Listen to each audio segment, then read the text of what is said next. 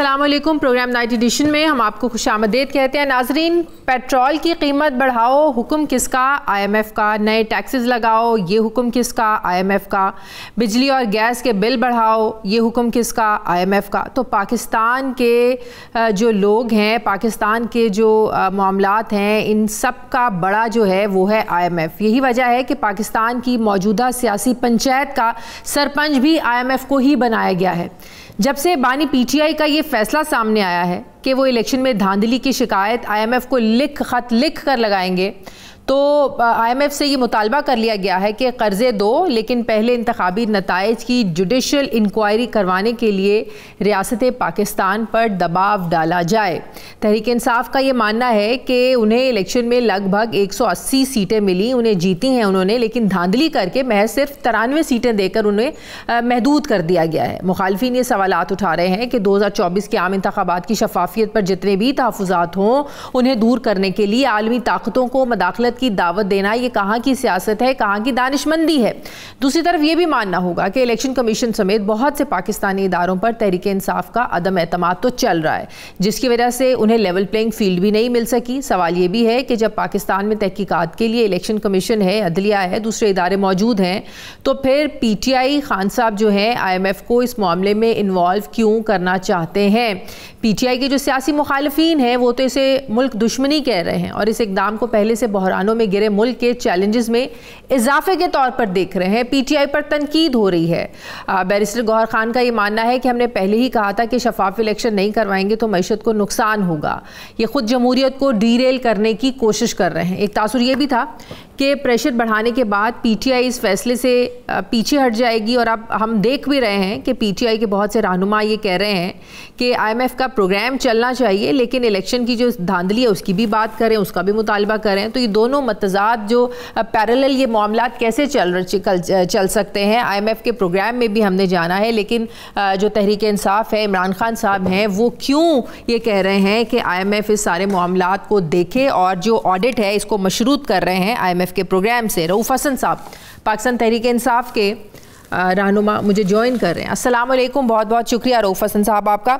रऊफ हसन साहब, इसमें कोई शक नहीं है कि जो तहरीक इंसाफ की शिकायत हैं धांधली के इल्ज़ामात को लेकर, फिर फॉर्म 45 के तहत जो आप लोगों के ऑडिट का मुतालबा है, बिल्कुल दुरुस्त है, जायज़ हैं आप लोगों की जो शिकायत है, लेकिन IMF ऑडिट कराए, इसको नथी करना धांधली के मामले को लेकर IMF के प्रोग्राम से, क्या आप समझते हैं कि ये पाकिस्तान के इंटरेस्ट को कॉम्प्रोमाइज़ करने वाली बात है? देखिए जी, ये जो नतीजा अखज़ किया जा रहा है वो इंतहाई गैर मुनासिब है। आज सुबह हमने एक स्टेटमेंट रिलीज किया है जी कि पाकिस्तान का इंटरेस्ट हमारे लिए मुकद्दम है और हम कोई ऐसा कदम ना कभी उठाया है ना उठाएंगे जिससे पाकिस्तान का इंटरेस्ट किसी तरीके से भी कॉम्प्रोमाइज। इसलिए लेकिन आज अगर आपने IMF हुकाम का बयान देखा हो तो वो ये कह रहे हैं कि हम तो नई हुकूमत के साथ चलने के लिए बिल्कुल तैयार हैं, IMF प्रोग्राम के लिए हम लोग तैयार हैं। इन अदर वर्ड्स उन्होंने ग्रीन सिग्नल दिया है प्रोग्राम के लिए। वो देखेंगे ना, वक्त दिखाएगा। आप मेरी बात को कंप्लीट हो लेने देना कि उस कॉन्टेक्स्ट में जब आगे बढ़ते हैं तो ये थर्ड ट्रांच की जो बात आई है, तो ये सारा जो स्टेटमेंट है, जो बयान दिया गया है, जिसको कि आउट ऑफ कॉन्टेक्स्ट करके उसको प्रोपेगेट किया जा रहा है, ये उस कॉन्टेक्स्ट में इसको देखना चाहिए कि ये पहले और दूसरी जो ट्रांच के रिलीज के साथ जो हमने कंडीशन लगाई थी, ये उसी की कंटिन्यूटी है, कोई नई बात नहीं है।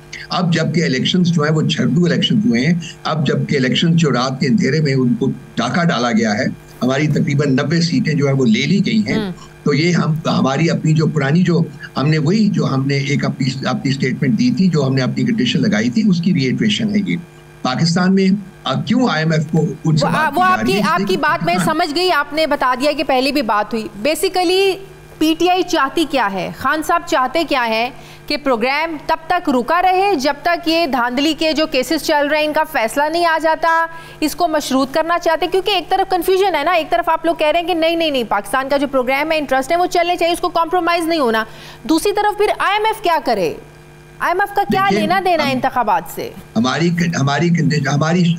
हमेशा से कह रहे हैं कि IMF का प्रोग्राम चलते रहना चाहिए। IMF के प्रोग्राम को रोकने की कोई एफर्ट नहीं हो रही, लेकिन इसके साथ साथ ये जितनी भी इंटरनेशनल लैंडिंग ऑर्गेनाइजेशंस हैं, इनकी कुछ कंडीशनैलिटीज होती हैं, इनकी जो एड होती है, इनकी जो सपोर्ट होती है, दैट लिंक्ड होती है डेमोक्रेसी के साथ, वो लिंक्ड होती है ह्यूमन राइट्स के साथ, वो लिंक्ड होती है ऐसी और बहुत सी चीज़ों के साथ। हम सिर्फ रीट्रेशन कर रहे हैं कि आप जब लोन दें, आप जो करें तो इंश्योर करें कि पाकिस्तान के झरलू इलेक्शंस के रिजल्ट्स को रिवर्स किया जाए और एक मैंडेटेड हुकूमत जो है वो यहाँ ली जाए। अगर आप मेरी स्टेटमेंट पढ़ेंगे डिटेल में जो आएगी, उसमें मैंने कहा है कि जब IMF का प्रोग्राम आता है तो उसमें लाजमी बात है कि कंडीशनैलिटीज होती है और वो रेगुलराइजेशन ऑफ इकोनॉमी जो है पाकिस्तान में उसकी नीड भी है, जरूरत है, लेकिन उसका बोझ सारा जो है वो गरीब को बर्दाश्त करना पड़ता है। इसलिए हम चाहते हैं कि गरीब का जो है, आवाम का जो है, उसको उसके मैंडेट जो है। देखिए बात तो वही है ना कि आप लोग IMF से कह रहे हैं कि जो झरलू इलेक्शन हुआ है, ये धांधली हुई है, आप इसको रिवर्स करें। तो बात यह है कि क्या आप समझते हैं कि IMF रिवर्स का लफ्ज आप इस्तेमाल कर रही हैं? आपने कहा है अभी कि रिवर्स करें, आपने कहा है अभी। नहीं, मैंने रिवर्स का लफ्ज इस्तेमाल नहीं किया। मैंने ये कहा है, आप इसको सुन लें प्लीज, मैंने ये कहा है कि जो उनकी कंडीशनैलिटीज होती हैं, जो कि ह्यूमन राइट्स के साथ होती हैं, लिंक डेमोक्रेसी के साथ होती हैं, तो उस सिलसिले में वो प्रेशर अगर एग्जर्ट कर सकते हैं या इसको इंश्योर कर सकते हैं। उनकी रीअश्योरेंस थी हमें जब हमने एग्री किया था पहली ट्रांच के लिए और सेकंड ट्रांच के लिए। हम सिर्फ उसको रीइन्विगोरेट कर रहे हैं कि जी उसको वो आप फैक्टर है उसको सामने लाएं और उसके बाद आगे बढ़े। आज उनसे सवाल भी हुआ, IMF के आला हुकाम से सवाल हुआ। एक सहाफ़ी ने पूछा कि ये आप लोगों को ख़त लिखने की बात हो रही है इमरान खान साहब की तरफ से, तहरीक इंसाफ की तरफ से, तो उन्होंने कहा कि सियासी मामलात से हमारा कोई लेना देना नहीं है, हम इस पर कमेंट नहीं कर सकते। तो क्या आप लोगों ने ख़त लिख दिया है? कैसे जाएगा, किस थ्रू जाएगा, उसके कुछ कंटेंट किसने लिखा है, कुछ आप हमारे साथ शेयर कर सकते हैं? देखिए जी, ये जो आप कह रहे हैं कि जी सियासी मामलात से, ये हम सियासी मामला नहीं उठा रहे, हम उठा रहे हैं जमहूरियत का मामला, हम उठा रहे हैं अवाम के मैंडेट का मामला, हम उठा रहे हैं ह्यूमन राइट्स का मामला। ये सियासी मामलात नहीं है। सही है, ये हार्ड रियलिटीज है पाकिस्तान की इस वक्त। नहीं पाकिस्तान में जो हो रहा है, क्या वो आपसे, मुझसे, किसी और से ठीक है, लेकिन आप समझते हैं कि IMF is a right forum? IMF इस हवाले से फोरम है कि वो इंतखाबात को लेकर, धांधली को लेकर वो इन मामलात को निपटाए। इलेक्शन कमीशन है, अदालतें हैं, यहाँ ट्रिब्यूनल्स हैं, तो IMF ही क्यों? देखिए बीबी, पाकिस्तान में इंस्टीट्यूशन नाम की, क्रेडिबल इंस्टीट्यूशन नाम की कोई चीज मौजूद नहीं है। हम 2 साल से भुगत रहे हैं, हम 2 साल से रियासत का जबर सह रहे हैं। किस अदालत ने, किस इंस्टीट्यूशन ने खड़े होकर इंसाफ की बात की है, इंसाफ को अपहोल्ड किया है? मेरी बात हम बात करते रहते हैं कि अदालत है तो वो है, मुझे बताइए आप, किस अदालत ने, मैं बताती हूँ, किस इलेक्शन कमीशन ने खड़े होके इंसाफ के तकाजों को पूरा किया है? 2018 में जब इलेक्शंस हुए, 2018 की बात नहीं कर रहा मैं, बात कर रहा हूं आज के इलेक्शन। सर सुन लें, मैं इस इलेक्शन की बात कर रहा हूं, तब भी धांधली, प्री पोल रिगिंग की बात हुई। सुन लें सर, मैं इस इलेक्शन की बात कर रहा हूं, मैं इसको आगे, सर आप बात सुनेंगे तो आपको बात समझ में आएगी। सर आप बात सुनेंगे तो आपको बात समझ में आएगी। 2018 में जब कहा गया प्री पोल रिगिंग हुई है, हकीकत का सामना नहीं उसके बाद सुन लेना, बात को डाइल्यूट करने की, सर डाइल्यूट करने की बात नहीं है, डाइल्यूट करने की बात नहीं है। बात यह है कि इससे पहले जब धांधली के इल्जामात लगते रहे हैं, क्या शहबाज शरीफ साहब ने या किसी और पार्टी ने क्या IMF से ऐसा कोई मुतालबा किया? बल्कि उस वक्त तो असम्बली में खड़े होकर मिसाक जमहूरियत की उन्होंने बात की थी। क्या है, मिलकर मैशत को लेकर चलते हैं। बात यह है कि PTI पर भी धांधली के इल्जामात लगे थे, प्री पोल रिगिंग के इल्जामात लगे थे। बात यह कि इससे पहले कभी किसी सियासी जमात ने ये मुतालिबा किसी बाहर के इदारे से नहीं कहना कि जी प्री पोल रिगिंग के इल्जामात थे, वो बिल्कुल अनजस्टिफाइड थे। झरलू इलेक्शन ये हुए हैं, हम साबित कर रहे हैं, सबूत पेश कर रहे हैं। 93-94 सीट्स हमारी छीनी गई हैं। बात इस पर होनी चाहिए, बात आज पर होनी चाहिए। आज इस इलेक्शन का एक ऐसी हुकूमत जिसकी तश्कील दी जा रही है जिसके पास अवामी मैंडेट ही नहीं है, लेकिन एक झरलू हुकूमत है। लेकिन हमें इंसाफ दुनिया तो नहीं देगी। यहाँ हमारे मुल्क की अदालतें हैं, हमने अपने मुल्क के इदारों से यहाँ के अदारे कहाँ हैं? यहाँ के अदारे, किस अदारे के पास जाएं हम इंसाफ के लिए? बताइए मुझे। तो आप लोगों 2 साल में क्या हुआ है यहाँ? तो आप लोगों ने 2 साल में क्या हुआ है? तो आप लोगों ने इस मुल्क में रहते हुए इलेक्शन लड़ा है ना। आपने कोई पाकिस्तान से बाहर का इलेक्शन नहीं लड़ा। तो अगर आपने यहाँ पर इलेक्शन लड़ा है तो आप लोगों की जो शिकायत है वो इस मुल्क के इदारों से होगी ना। जिस हालात में इलेक्शन लड़ा है वो हम जानते हैं, वो आपको भी नजर आता है, शायद आप बयान ना कर सके बीबी। सर हमने बहुत बयान किया है, हमने तो बर्दाश्त किया है उसको 2 साल से। तो सर आप लोग क्या करते हैं? कहाँ जाएं? आप लोग फिर इस सिस्टम का हिस्सा क्यों है सर? अगर आप लोगों को इस मुल्क के सिस्टम पर इतना बिलीव नहीं है, हम पार्लियामेंट में बैठेंगे, तो सर फिर फेस करें ना इस अदालतों को, सर फिर अदालतों में जाए ना। तो हम जा रहे हैं ना जी, जाएंगे, इसके बावजूद के इंसाफ हमें नहीं मिला हम जाते रहेंगे।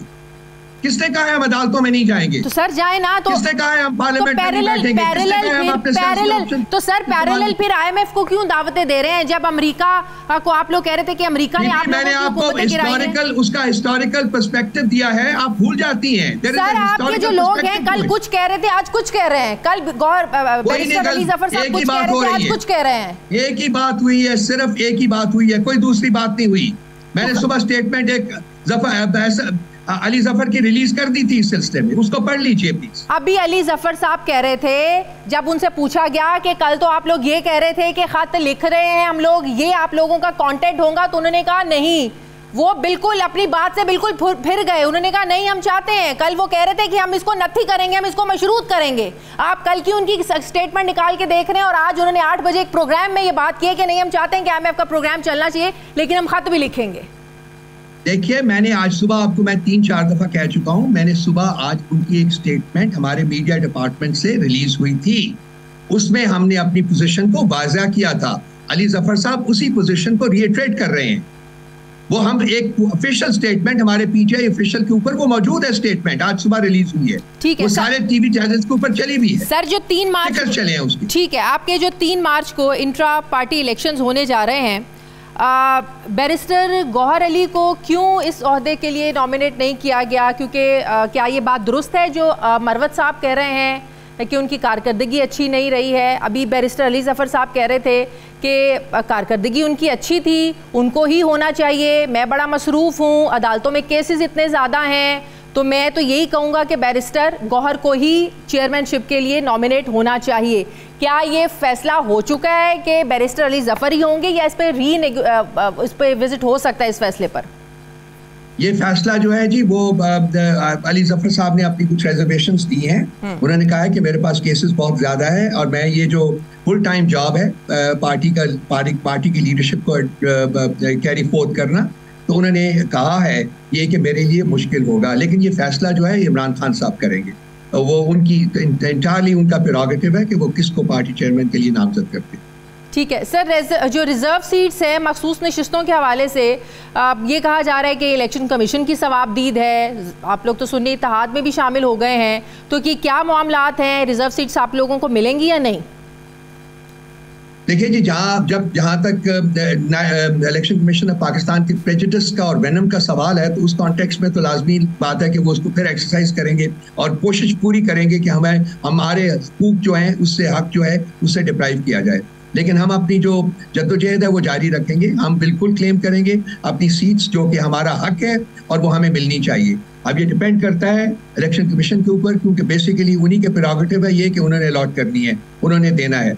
लेकिन हम अपनी जो जद्दोजहद जैसा कि मैंने कहा है वो असूल की बुनियाद के ऊपर उसको जारी रखेंगे और कोशिश करेंगे कि हमें हमारा हक जो है वो तमाम असेंबलीज में मिले, नेशनल असेंबली में भी और बाकी। बिल्कुल ठीक है, लेकिन जाहिर अब नेशनल असेंबली का इजलास भी होना है। आज पंजाब असेंबली में अब जो हल्फ बर्दारी की तकरीब है वो भी हो गई है, तो आप लोगों का डिसीजन क्या है कि आप लोग फैसलों का इंतज़ार करेंगे, ऑपोजिशन बेंचेस पर बैठेंगे? लेकिन आप लोग तो कहते हैं कि हमारा तो मैंडेट चुराया गया है, आप लोगों ने तो वज़ीर आज़म के लिए भी अपने उम्मीदवार नामजद किए हुए हैं, तो आप लोगों का डिसीजन क्या है, क्या करेंगे? ऑपोजिशन बेंचेस पर बैठेंगे, असेंबली से बाहर रहेंगे?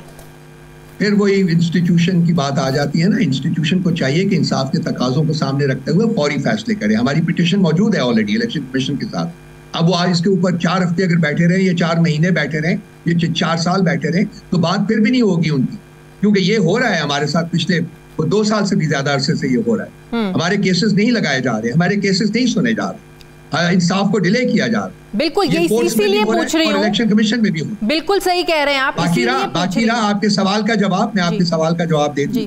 हम अपनी सीट्स जो है असेंबली में वहां बैठेंगे और जो भी रोल हमारे लिए बना हम उसको रॉबस्टली जो है वो हम उसको अपना रोल जो है वो प्ले करेंगे। हम असेंबलीज के अंदर मौजूद हैं और मौजूद रहेंगे। बिल्कुल ठीक। रऊफ हसन साहब पाकिस्तान तहरीक इंसाफ के रहनुमा मेरे साथ थे। सर बहुत शुक्रिया आपका। मुझे भी नाज़रीन वापस आते हैं वक्फे के बाद।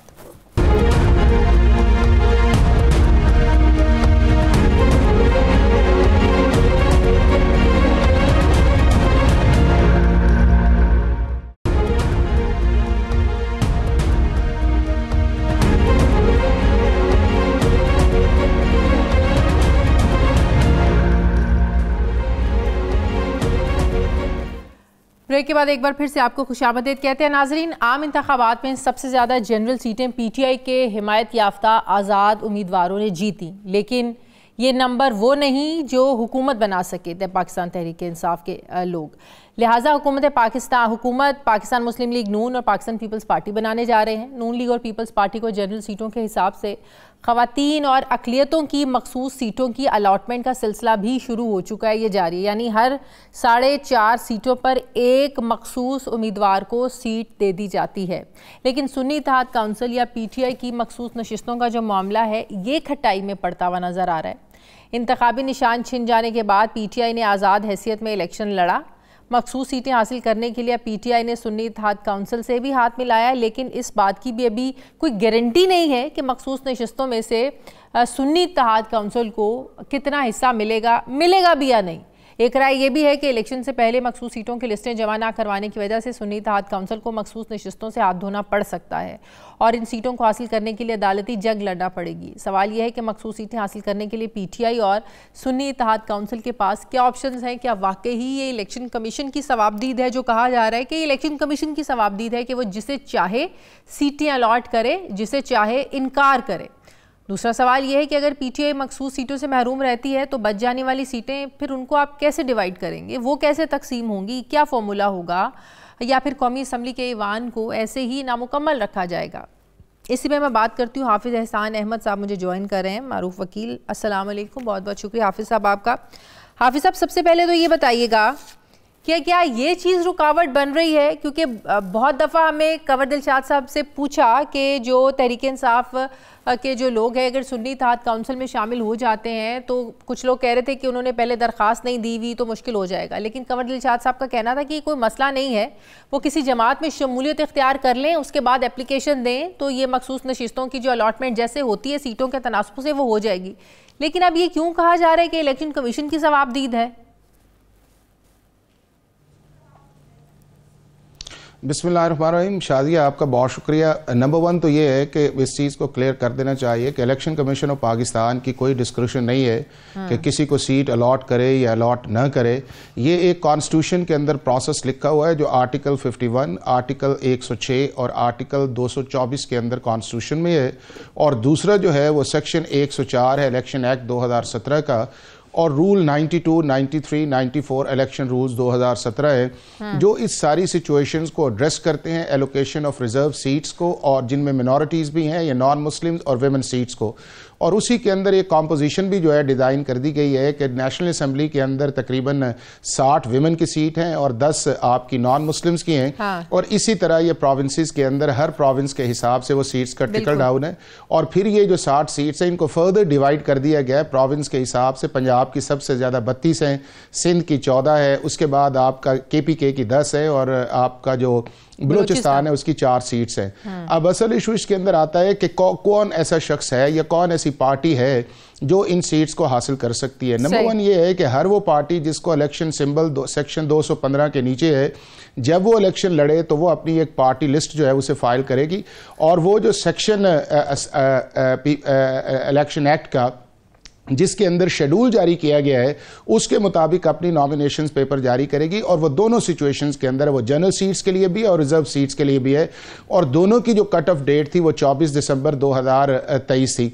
अब उसके बाद ये है कि अगर वो पार्टी जो है वो असेंबली के अंदर आ जाती है, उसकी रिप्रेजेंटेशन आ जाती है, और मिनिमम वो 5% जिसकी तरफ आपने भी इशारा किया, चूंकि इस वक्त आपने अगर रिजर्व सीट्स पे जाना है तो उसका बेंच मार्क तकरीबन नेशनल असेंबली के अंदर 4.35% है, और अगर आप उसको मीट कर लेते हैं तो आप एक रिजर्व सीट्स के लिए आप एंटाइटल हो जाते हैं कॉन्स्टिट्यूशन के अंदर और लॉ के अंदर।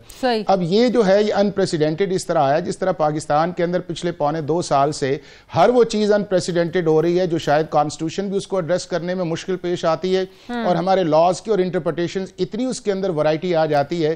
तो अब जरा ये जो बिल्कुल सही है, कौमी असम्बली की जो 60 है मखसूस और 10 अक़लियती, अब ये कैसे डिवाइड होंगी? क्या सुन्नी इत्तेहाद काउंसिल में उनका कोटा नहीं जाएगा उनकी तनासुब के लिहाज उसके अंदर? ये नंबर 1 ये है कि देखिए, नंबर 1 ये है कि कॉन्स्टिट्यूशन का आर्टिकल 51 के अंदर ये है कि अगर कोई इंडिपेंडेंट शख्स आता है तो उसे 3 दिन के अंदर किसी पॉलिटिकल पार्टी के प्रेसिडेंट को अपना एफिडेविट दे के, और वो वो एक declaration election commission of Pakistan को जमा करवाएगा। अब बात यह है कि कौन सा डिक्लेरेशन जो है वो election commission of Pakistan accept करेगा। इलेक्शन कमीशन ऑफ पाकिस्तान सिर्फ वही डिक्लेरेशन एक्सेप्ट करेगा कि या जिस पार्टी ने लिस्ट सबमिट की हो या जिस पार्टी की जो है वो असेंबली के अंदर प्रेजेंस जो है मौजूद हो और मिनिमम 5% के अंदर आए। अब दोनों चीज़ों जो हैं वो सुन्नी इत्तेहाद काउंसिल्स के अंदर नहीं है। ये पीटीआई ने एक पॉलिटिकल मूव तो कर ली है, लेकिन इसका लीगल कॉन्सिक्वेंस ये निकलेगा कि आपने देखा कि आज 3 प्रोविंसेस के अंदर जो है आपकी रिजर्व सीट्स या नॉन मुस्लिम्स की या वुमेन्स की एलोकेट कर दी गई हैं और नेशनल असेंबली की भी अभी जो आपकी मिनॉरिटीज की सीट्स हैं वो एलोकेट कर दी गई हैं। नहीं, तो आप ये लीगली जो बात कर रहे हैं कि आप पाकिस्तान तहरीक इंसाफ ने में बड़े बड़े दिमाग हैं, अली जफर साहब हैं, फिर बैरिस्टर गौहर हैं, जो लीगल पॉइंट आप ये बता रहे हैं, आपका मतलब है कि वो उनकी नज़रों से ये चीज़ें ओझल थी, उन्हें पता नहीं था इन लीगल चीज़ों का? डेफिनेटली नहीं था, और ये उन्होंने रियलाइज भी किया। इनमें से जिन शख्स का आपने एक नाम लिया है उन्होंने 2 दिन पहले इसको एडमिट किया है कि ऐसा वो पार्टी जिसकी असेंबली के अंदर प्रेजेंस ना हो उसको आप एज इंडिपेंडेंट ज्वाइन नहीं कर सकते। तो चीज़ ये है कि चूंकि ये इफ एंड बट की स्ट्रैटेजी के अंदर रहे हैं, आपने देखा होगा कि पहले ये वो जो आपकी थी पार्टी थी उसकी जो मौलाना नासिर अब्बास की पार्टी सी मुत्तहिदा कौन उसका था, उसके अंदर ये थे। फिर इन्होंने सुन्नी इत्तेहाद काउंसिल की तरफ गया।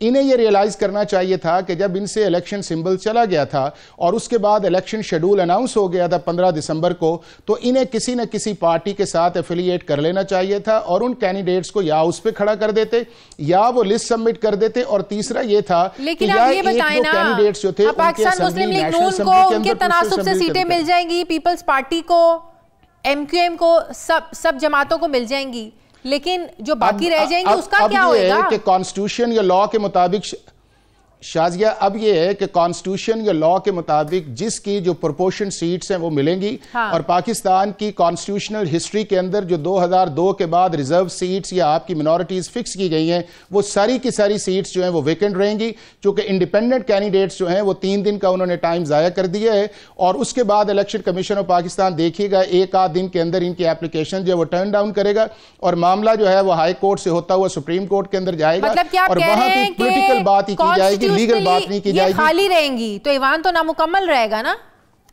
ये खाली रहेंगे ना, चूंकि उसकी वजह यह है ना कि कॉन्स्टिट्यूशन ये तो नहीं कहता कि आपने 336 का हाउस फुली करना है हर सूरत के अंदर। अगर वो शख्स जो है या कोई ऐसा चीज सिचुएशन आ जाती है कि वो इंटाइटल उस चीज के अंदर नहीं है, चूंकि ये अनप्रेसिडेंटेड हुआ है ना सिर्फ पाकिस्तान के अंदर बल्कि दुनिया के अंदर के इतनी बड़ी तादाद लार्जेस्ट तौर के इंडिपेंडेंट होकर आई है और वो इस टेक्निकलिटीज के अंदर जो उन्हें एड्रेस करनी चाहिए थी वक्त से पहले उन्होंने एड्रेस नहीं किए। और इसका लीगल कॉन्सिक्वेंस ये आएगा कि उन्हें जो है independent candidates backed by PTI इन्हें बहुत बड़ा डिसएडवांटेज आएगा नेशनल असेंबली के अंदर और चारों प्रोविंसेस असेंबली के अंदर आएगा। इलेक्शन कमीशन इनकी एप्लीकेशन रिजेक्ट कर देगा, उसके बाद आउट रहेंगे, मामला हाई कोर्ट जाएगा। ज्यादा चांसेस यही हैं शाजिया, अगर उन्होंने एक्सेप्ट करने शाजिया अगर उन्होंने एक्सेप्ट करनी होती तो जहां आज बाकी पार्टीज को उन्होंने दे दी है तीनों प्रोविंसेस के अंदर नेशनल असेंबली के अंदर तो दे देनी थी ना। उन्होंने क्यों वेट किया कि हम नहीं देंगे? वो सिर्फ उन्होंने एक मीटिंग की है, एक और मीटिंग करेंगे और अल्टीमेटली ये कहेंगे कि जी आपका जो सेक्शन 51 या सेक्शन 104 के मुताबिक आपका प्रोसेस नहीं है और वो जो डिक्लेरेशन इंडिपेंडेंट कैंडिडेट्स का है उसको वो एक्सेप्ट नहीं करेंगे। जब वो एक्सेप्ट नहीं करेंगे तो सुन्नी इत्तेहाद काउंसिल जो है वो ऑटोमेटिकली इन रिजर्व सीट से बाहर हो जाएगी और फिर इस चीज को ये चैलेंज करेंगे, मामला जो है वो हाई कोर्ट के अंदर लेके जाएंगे कि जी इलेक्शन कमीशन ऑफ पाकिस्तान ने फेयर डिसीजन नहीं किया, इन्हें ये करना चाहिए था। फिर हाई कोर्ट आएगा और फिर सुप्रीम कोर्ट ऑफ पाकिस्तान तक ये मामला जाएगा। लेकिन इस सिचुएशन के अंदर मैं समझता हूं कि इनके लिए हाई कोर्ट्स के अंदर भी और सुप्रीम कोर्ट ऑफ पाकिस्तान के लिए बड़े मिनिमम चार्जेस हैं सक्सीड करने के, क्योंकि टेक्निकली और लीगली जो है वो इस चीज के अंदर जो जितने भी इंडिपेंडेंट कैंडिडेट्स हैं बड़े वीक हैं। तो आप कह रहे हैं कि हाई कोर्ट और सुप्रीम कोर्ट से भी इस मामले में एटलीस्ट रिलीफ मिलने का इम्कान नहीं है? बिल्कुल नहीं शाजिया, उसकी वजह यह है कि अगर आपको सीट मिलनी है ये लॉ के मुताबिक ही मिलेगी ना, ये कॉन्स्टिट्यूशन के मुताबिक ही मिलेगी। जब कॉन्स्टिट्यूशन ये कहता है कि आपको प्रेजेंस आपकी असेंबली में होनी चाहिए और मिनिमम बेंचमार्क भी करता है, जब दोनों चीजें आपकी असेंबली के अंदर मौजूद नहीं है तो किस तरह पाकिस्तान का हाई कोर्ट या इलेक्शन कमीशन या सुप्रीम कोर्ट ऑफ पाकिस्तान ये अलाउ करेगा कि नहीं कि हम अपने डिस्क्रिप्शन इस्तेमाल करते हैं और आप इनको दें? क्योंकि डिस्क्रिप्शन भी तो विद इन द लॉ ही होगी ना। और वो लॉ का जो प्रॉब्लम है वो मेरा ख्याल है कि एज ए पोलिटिकल पार्टी जो था इन्हें बहुत पहले एड्रेस एड्रेस कर लेना चाहिए। बहुत शुक्रिया हाफिज एहसान अहमद साहब मेरे साथ हैं, बहुत शुक्रिया आपका। लिए नाज़रीन वापस आते हैं वक्फे के बाद।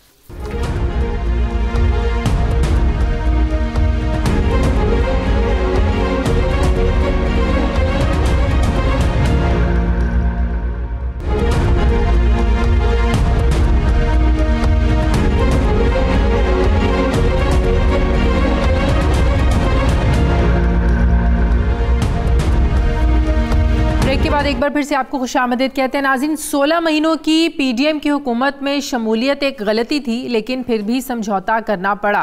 मुस्लिम लीग नून को महंगाई लीग का नाम दिया गया, लेकिन क्या करें, फिर भी समझौता करना पड़ा।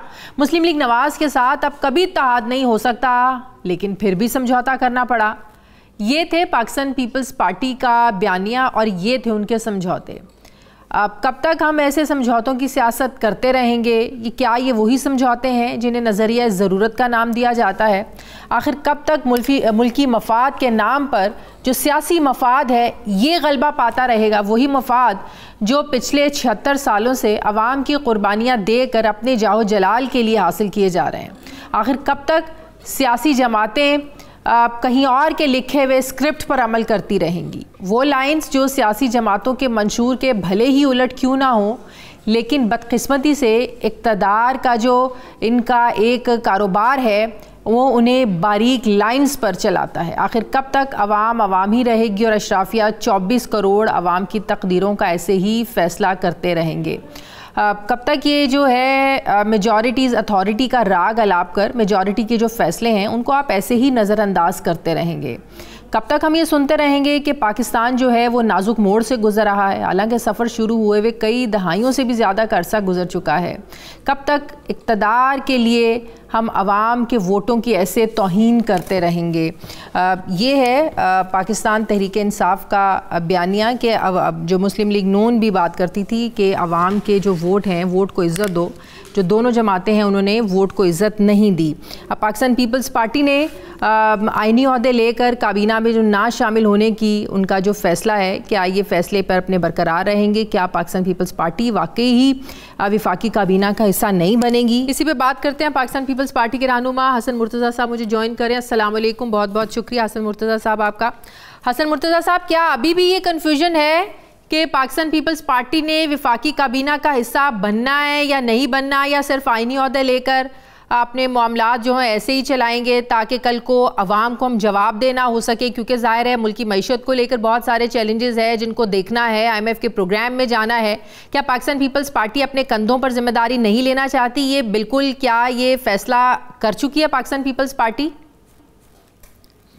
बहुत शुक्रिया जी। देखें, ऐसी बात नहीं है। पाकिस्तान पीपल्स पार्टी ने हमेशा आमरीत के बाद इस मुल्क की मईशत को भी संभाला दिया है और इस मुल्क के दीगर मामलात को भी बड़े एहसन तरीके से सर अंजाम दिया है। जब जब इस मुल्क के अंदर आमरीत आई है, जनरल ज़ियाउल हक ले लें, अयूब खान ले लें, याहिया खान ले लें, जनरल ज़ियाउल हक ले लें, मुशर्रफ का दौर देख लें, पीपल्स पार्टी ने रेस्टोरेशन ऑफ डेमोक्रेसी के लिए कुर्बानियां भी दी हैं और इस मुल्क के लिए एक जमहूरियत को मजबूत करने के लिए बहुत कुछ किया है। तो ये हरगिज मेरा ख्याल है ये कहना गलत होगा कि पीपल्स पार्टी अपनी जिम्मेदारियों से भाग रही है। सर, आज मुल्क को ज्यादा जरूरत है।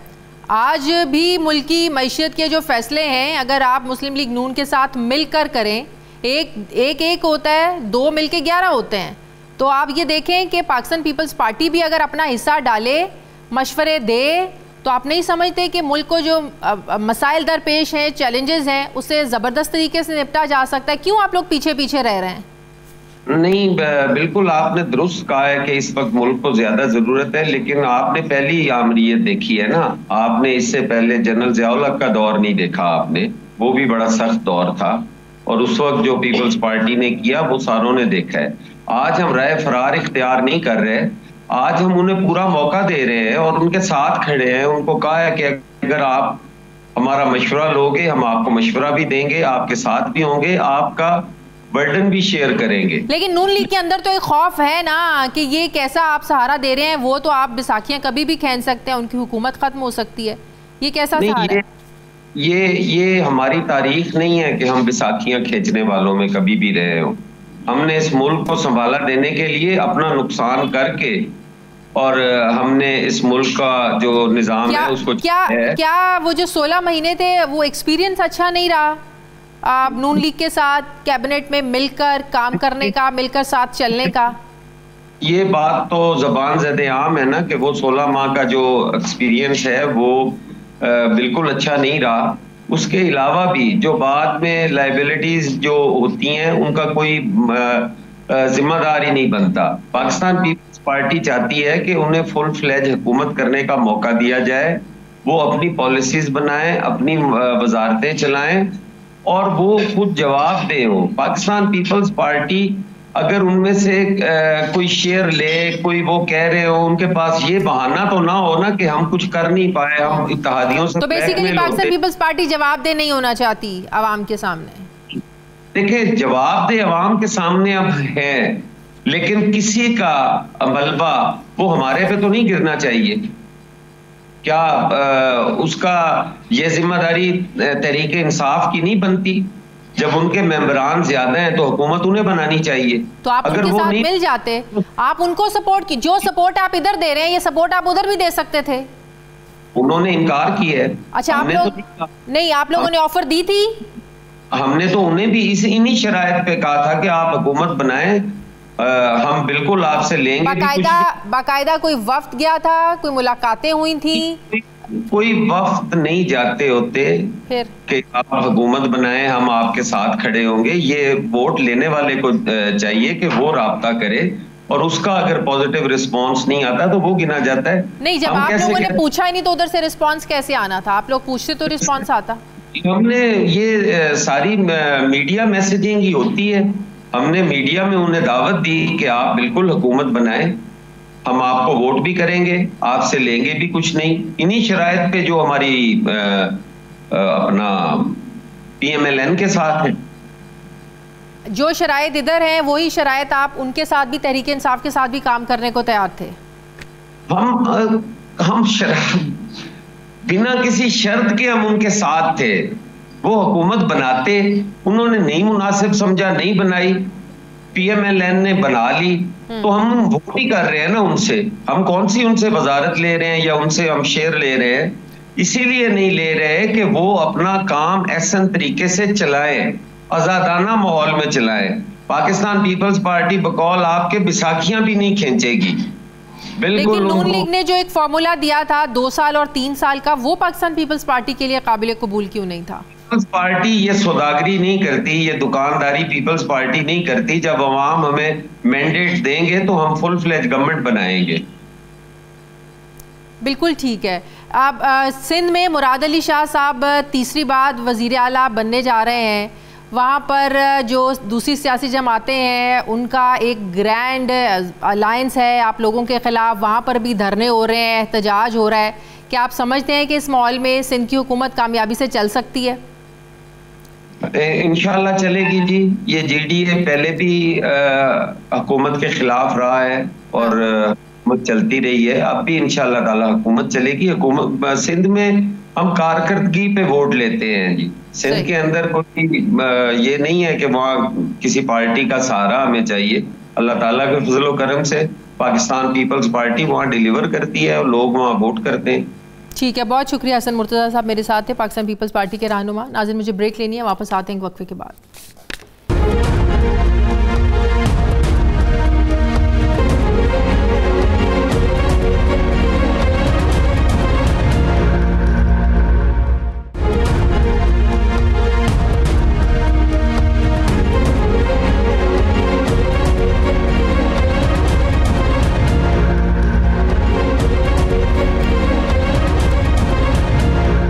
ब्रेक के बाद एक बार फिर से आपको खुशामदीद कहते हैं। नाजरीन, तहरीक इंसाफ इलेक्शन नताइज नहीं मान रही है और सिंध से उनके पलड़े में वज़न डालने के लिए अब GDA भी मैदान में आ गई है। फॉर्म 45 और 47 के दरमियान फ़र्क को दूर करने के लिए GDA, PTI और जमात इस्लामी ने अब इकट्ठे जद्दोजहद करने का ऐलान किया। GDA ने कल सिंध असम्बली के बाहर भी इजलास की कॉल दी है ग्रैंड डेमोक्रेटिक अलायंस ने इससे पहले जामशोरो इंटरचेंज और मोरू के मकाम पर एहतजाजी जलसे किए।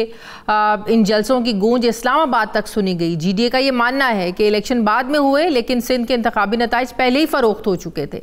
एहतजाजी जलसे में जीडीए रहनुमाओं ने यह सवाल उठाया कि जरदारी साहब ने ऐसा कौन सा कारनामा सर अंजाम दिया है कि चौथी बार भी सिंध इनके हवाले कर दिया गया है।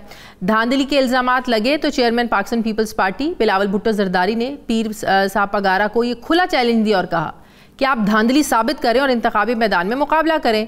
क्या कहा था बिलावल भुट्टो साहब ने, जरा देखिए।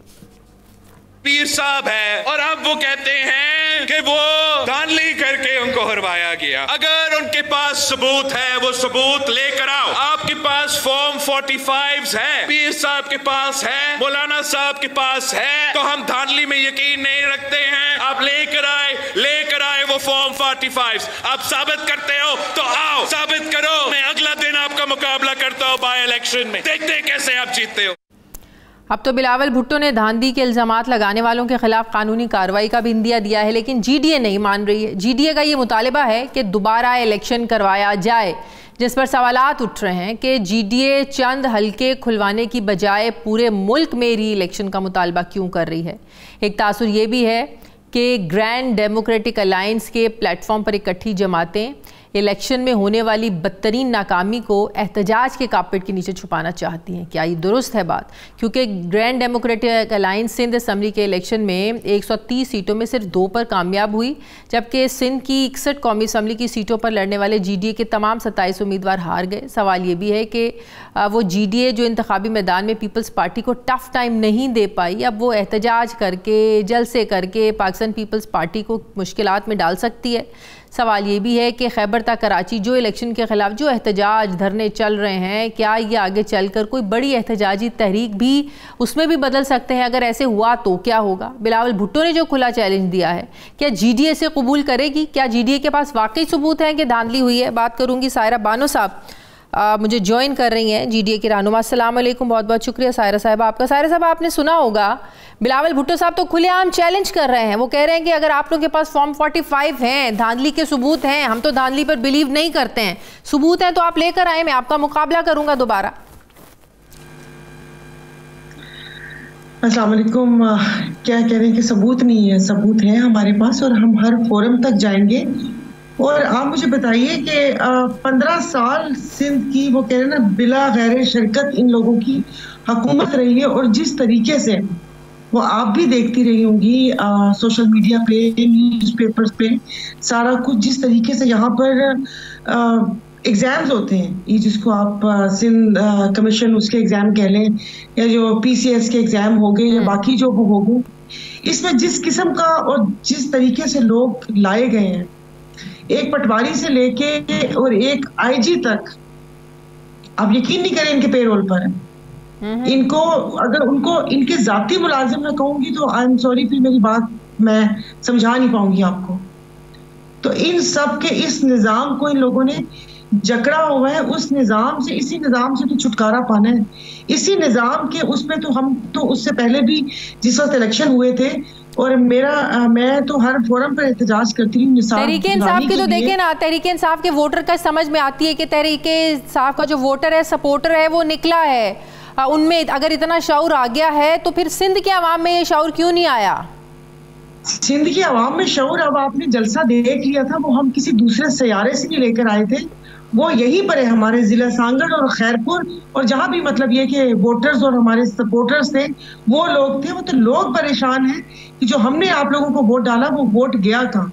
क्योंकि मैं तो इसकी खुद चश्मदीद गवाह हूँ कि जो सिलेक्शन वाले दिन देखे, सबसे पहली जो सबसे बड़ी जो रिगिंग है वो इन लोगों ने फोन बंद करके उस दिन, और अभी तक आप मुझे बताइए कि कौन से ऐसे हकायक हैं, कौन सी जुबान बंदी आवाम की करवाना चाहते हैं, जो अभी तक ना ट्विटर चल रहा है और ना नेट सही काम कर रहे हैं, और उस दिन फोन बंद थे।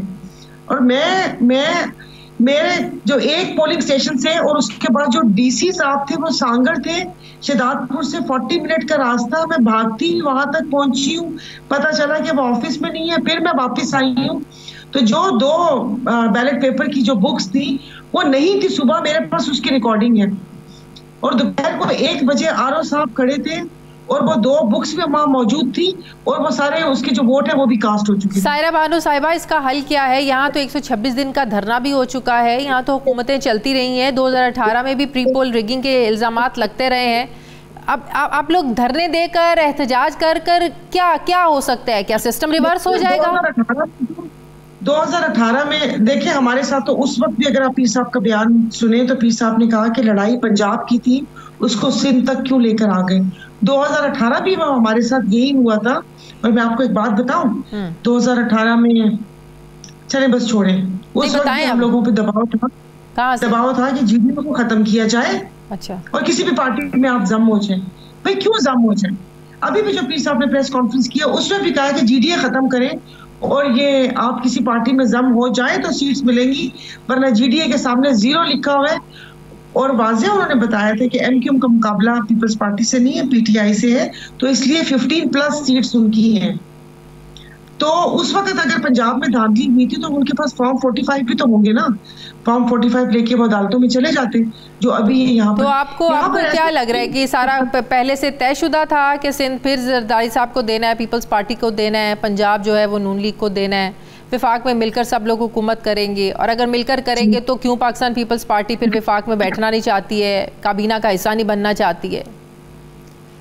जो पीडीएम गवर्नमेंट वजूद में आई, जो उस वक्त वो हुआ था और उससे पहले जो सारा कुछ हुआ, फिर उसके बाद किस तरीके से गैर आईनी हुकूमतें पंजाब और केपीके में चली, फिर उसे क्या कहते हैं देखें तो सॉरी, फिर उसके बाद 21 अक्टूबर के बाद का आप सारा सिनेरियो आप देखें कि किस तरीके से सहूलत कारी की गई और सारा कुछ हुआ। और फिर लोगों के ज़मीर जागे, फिर वो बाज़मीर हुए, फिर वो बेज़मीर हुए, और ये सारा कुछ ये आप ये बात सिर्फ सूबों की जंग तक नहीं है। कमिश्नर रावलपिंडी ने तो उन्होंने तो अपना बयान वापस ले लिया, उन्होंने तो माजरत कर ली है, जिस पर बड़ा पिछले हफ्ते शोर मचा।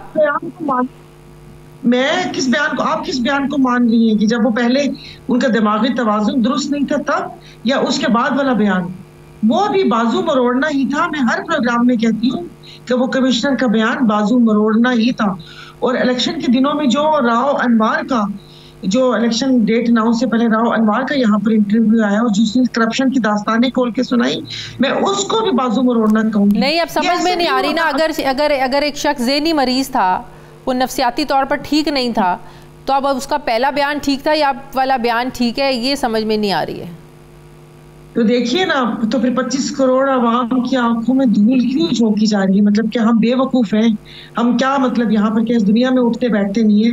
तो देखिए ये जो गेम है ना, इसमें बैनुल अक़वामी जो बैरूनी हाथ हैं वो भी हैं। मैं आपको ऐसे नहीं कह रही कि लफ्ज़ सुने हुए कि बैरूनी ताकतें हैं, वो उन लोगों को इस किस्म के दागे लोग ही सूट करते हैं।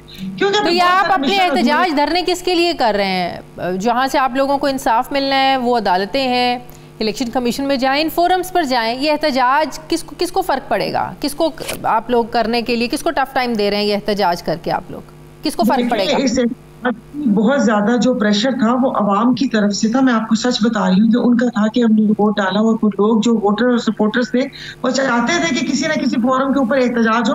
मैं आपको अपने हल्के तक की मैं बताती हूँ कि जाहिर है वो जिस तरीके से वहाँ पर सब वो क्या कहते हैं कि उसके बाद के जो मामलात शुरू हो गए कि लोगों पे एफआईआर दर्ज करना वो करना, ये सब अपनी जगह पर।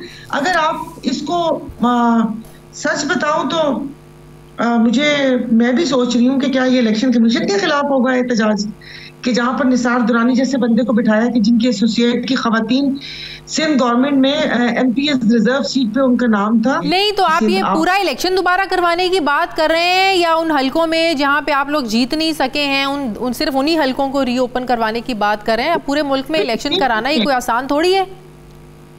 पूरे सिंध में इन्होंने जिस तरीके से हसास करार दिया गया था कि जहां पर मैं रात को गई और किसी ने मुझे कहा कि वहां दिन में लोग नहीं जाते, तुम रात को कैसे पहुंच गए? वहां पर कोई वो नहीं था। मतलब मेरा जहाँ तक तो हम तो अपने सिंध में करना चाहेंगे कि सिंध में आप दोबारा इलेक्शन करवाएं और वो फिर बाकायदा मतलब ऐसा होगा कि फिर फ्री हैंड ही होगा कि जो मैं आपको पहले भी कहा था कि जो मुल्क के वसी तर मफाद का जो एक टेप हमारे मुंह पर लगा दी देखिए ना, इस बार बहुत कुछ बदला तो है ना। पिछले रिजल्ट 2018 के आप MQM के उठाकर देख लें, कोई उनका नतीजा नहीं था, उनकी कोई कारकर्दगी नहीं थी। अब तो उनको 16-17 सीटें मिल गई हैं, तो आवाम का माइंडसेट तो बदला है। कराची से मेरे ख्याल में 15 से 20 हजार वोट नहीं मिले होंगे PDM गवर्नमेंट के बाद। जो MQM का ग्राफ नीचे आया है, MQM अगर यहाँ पर है तो वो MQM लंदन वाली है जो अभी भी वहां पर वो भाई के साथ है। इनको तो वोट दिया ही नहीं अवाम ने। मैं तो उससे पहले मैं जाती हूँ, आपको पता है हम खवातीन होती है मार्केट्स वगैरह में गए ये वो, यहाँ पर तो गली कूचे में फेरी वाला, कपड़े वाला, टेलर, सब हर बंदा PTI का। मतलब कि इन्होंने एग्जाम ही नहीं दिया लेकिन पास हो गए जी। तो बाप आप देखिए ना, तो फिर क्या हम इसके खिलाफ ना बोले कि ये ऐसे कैसे हो सकता है कि ये जो आप लोगों को इस मुल्क के जो इदारे हैं, अदालतें हैं, इलेक्शन कमीशन है, यहाँ से कोई आप लोगों को उम्मीद नहीं है कि आप लोगों को इंसाफ मिले? नहीं, फैसल वाडा जो बहुत करीबी समझे जाते हैं और उसे क्या कहते हैं, वो कह रहे हैं फॉर्म 45 पे छोले खाओ। अभी बसरा साहब क्या हुआ और उसके बाद यहाँ पर जो दादा का मुकदमा है वो पड़पोते को उसका फैसला सुनने को मिलता है और बाज़ दफा तो जो आते हैं कि उसको रिहा कर दिया और बताया कि ये तो 6 महीने पहले एक्सपायर हो गया। उन अदालतों से हम तवक्को रखें जो बैठ के यहाँ पर जुल्फकार शहीद उनका तो केस खोल लेती हैं, बाकी को फैसल वाडा साहब की बात बड़ी गहरी मालूम होती है कि उस पेपर का कुछ होने वाला नहीं है, जो मर्जी करें उसके साथ होगा कि अदालतों में बैठे रहे और फिर उसके बाद ये होता रहेगा। देखिए मुल्क के साथ ऐसे तो नहीं हो सकता ना। अगर कोई मुहब्बे वतन अपने आप को कहता है तो वो सबूत भी देना। सबको पता है कि राव और मार की आपने प्रेस कॉन्फ्रेंस आपने नहीं सुनी थी कि राव और मार ने क्या कहा था और क्या नहीं कहा था। उसके बाद हमेशा यही होता था JIT उज़ैर बलोच को देख ले, ये कर ले, वो कर ले। ये बंदरबांट थोड़ी है, कोई वो थोड़ी है कि अब्बा का मुल्क अपनी मर्जी से इसको दे दो कि ये लो बेटा ये हिस्सा तुम्हारा, ये हिस्सा तुम्हारा, ये हिस्सा तुम्हारा। किसी को परात भर के दे दिया और किसी को प्याली में दे दिया, ऐसा थोड़ी होता है। अगर जमहूरियत पसंद है, आजाद शहरी मुल्क के आजाद शहरी है तो फ्री एंड फेयर इलेक्शन ही मांगा था ना। इलेक्शन कमिश्नर साहब से जान तो नहीं मांगी थी, तो क्यों फिर ऐसे वो दावे किए थे कि इस मुल्क में फ्री एंड फेयर इलेक्शन होंगे? ठीक ये तो फिर आया करते पैसे कुरानदाजी कर लेते। हमारे सिंध के हाई कोर्ट की चीफ जस्टिस ने कहा तो था कि ड्राइंग रूम में बैठ के ओहदे बांट लिया करें कि ये ओहदा तुम ले लो, ये ओहदा मैं ले लूं। पैसे जाया करने की और लोगों की उम्मीदों से खेलने की जरूरत नहीं होती। सिंध में अब हाल ये है कि जो नौजवान नस्ल है उनकी उम्मीद खत्म हो चुकी है। उनको ये पता है कि उनके पास 1 करोड़ होगा तो नौकरी मिलेगी, 50 लाख होगा तो वो MD कैट का पेपर पास कर सकते हैं या कोई नौकरी ले सकता है। लेकिन सिंध में कराची में खुसूसन बिलावल भुट्टो का एक चाम देखा है नौजवान नस्ल में। उन्होंने बड़ी बड़ी रैलीज की हैं, नौजवान नस्ल मतवज्जे होती है बिलावल भुट्टो की तरफ। बिलावल भुट्टो ने बड़े उनके साथ वादे भी किए हैं। बिलावल भुट्टो का एक ज़ाहिर है नौजवान नस्ल में उनकी एक पॉपुलैरिटी है जिसे इनकार नहीं किया जा सकता। आप क्या लियारी वाली उसकी बात कर रहे हैं उधर? हाँ जी, वो तो जाहिर है फिर रही हूँ उनके साथ। वो मुझे भी पता है कि वो सारे कराची के तो खैर देखें PTI के बाद से तो आप ये ना कहें कि नौजवान नस्ल इनके साथ है। वो फिर लाते हैं ठट्ठा से, सजावल से, हैदराबाद से बसेस भर कर लेकर आते हैं। बाकी आपने अभी एक वीडियो देखी होगी कि खाना काबा के सामने बैठ के बंदा एक गेम खेल रहा था।